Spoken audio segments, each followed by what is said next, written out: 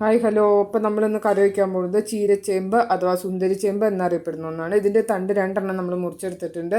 തണ്ട് മേലെയൊക്കെ കൂടി നമ്മളത് അരിഞ്ഞെടുത്തതിന് ശേഷം കുറച്ച് വെളുത്തുള്ളി, പച്ചമുളക്, ചുമന്നുള്ളിയൊക്കെ കൂടി മിക്സിയിലിട്ട് അരച്ചെടുത്തു. കുറച്ച് തേങ്ങയും കൂടെ മിക്സ് ചെയ്ത് നമ്മളത് കുറച്ച് തിരുമ്മി വെച്ചതിന് ശേഷം നമ്മൾ സവാളയൊക്കെ മൂപ്പിച്ച് കടുകോർത്ത്